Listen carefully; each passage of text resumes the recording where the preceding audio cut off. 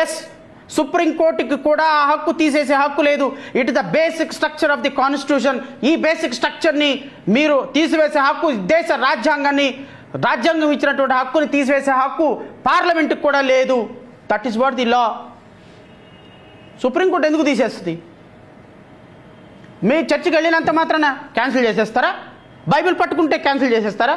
అలాగనుకుంటే మన టోపీ పెట్టుకున్న ముఖ్యమంత్రి చంద్రబాబు నాయుడు గారికి ముస్లిం సర్టిఫికెట్ ఇవ్వాలండి.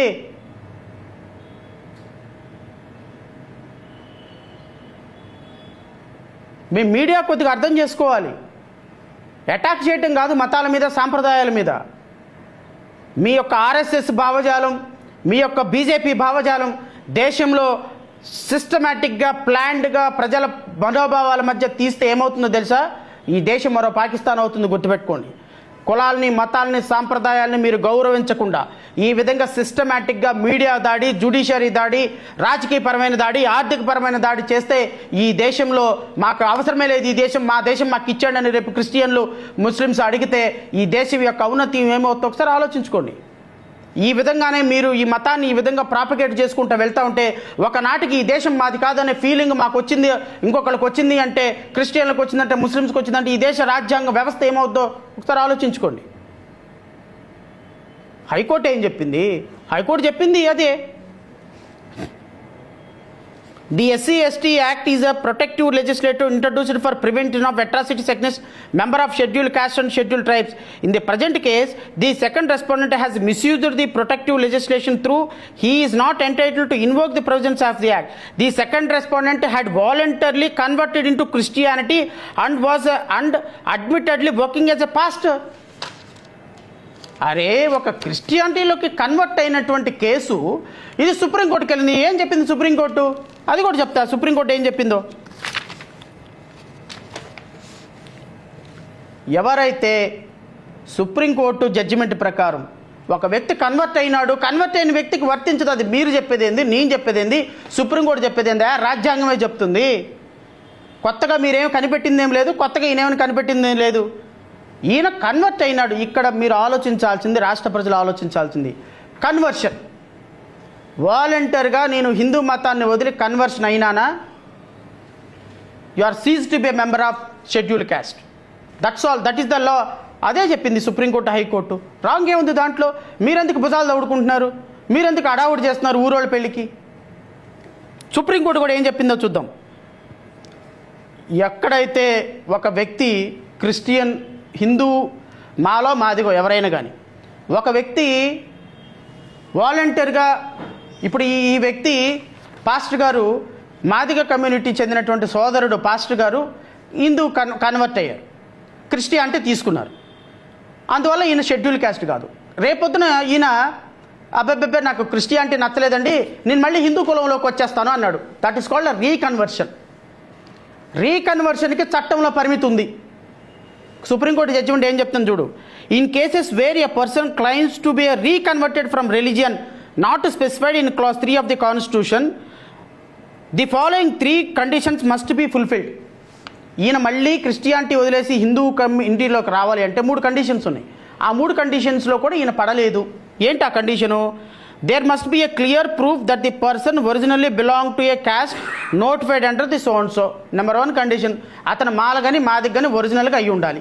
Number 2, there must be a credible and unimpeachable evidence of bona fide reconversion to the original religion accompanied by a complete and unequivocal reunion of the religious to which conversion had taken place.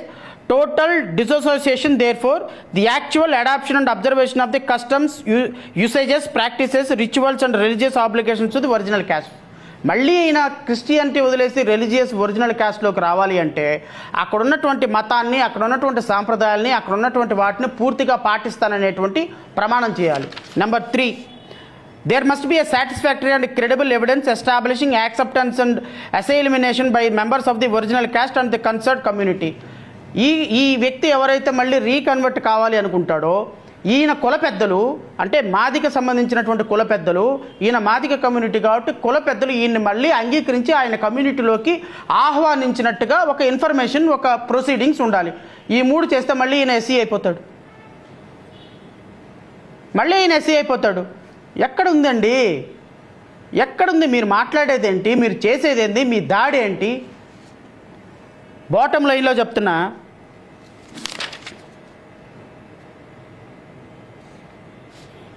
Section para 57లో supreme court judgement చదివి వినిపించి నా press మీట్ని ముగిస్తా. In the present case, it is not the case of the appellant at any stage he had reconverted from Christianity to his original religion or has been accepted back into the fold of the Madhika community. ఈ particular కేసులో ఎవరైతే క్రిస్టియానిటీలోకి convert అయిన pastor గారు మరలా ఆయన మాదిక కమ్యూనిటీలోకి వచ్చినట్టుగా ఎక్కడ ఆధారాలు లేవు. On the contrary, the evidence on record unmistakenly established that the appellant continues to be profess Christianity and has been functioning as a pastor for more than 10 years. కానీ ఈ పాస్టర్ గారు మరలా రీకన్వర్షన్ కాకుండా అదే కమ్యూనిటీలో, క్రిస్టియన్ కమ్యూనిటీలోనే 10 సంవత్సరాల పాస్టర్గా కంటిన్యూ చేస్తూ ఆయన క్రిస్టియానిటీలోనే కంటిన్యూ అవుతున్న కారణంగా అతను ఎస్సీ ఎస్టీ కాదు అని చెప్పి సుప్రీంకోర్టు చెప్పింది. ఏముందయ్యా దీంట్లో? కొత్తదనం ఏముంది? 1950 ఆర్డర్ ఏం చెప్పింది? మీరెందుకు హడావుడి పడుతున్నారు?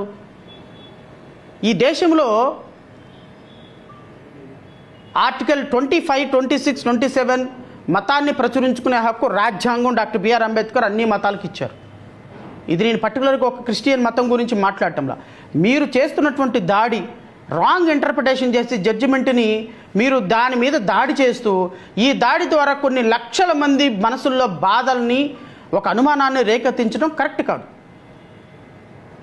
ఈ క్లారిఫికేషన్ ఇవ్వడం కోసమే నేను ఈ టాపిక్ని ఈరోజు తీసుకున్నా. దీని మీద ఇంకా ఎలాబొరేట్గా ఒకరోజు మళ్ళీ ప్రెస్ మీట్ పెడతా. బాటమ్ లైన్లో ఒకటే చెప్తున్నా, చర్చిలకు వెళ్ళటం వల్ల ఎస్సీలు క్రిస్టియన్లుగా మారిపోరు.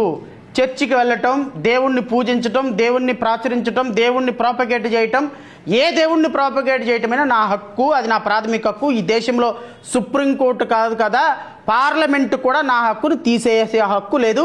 Because article 25 is the basic structure of the constitution.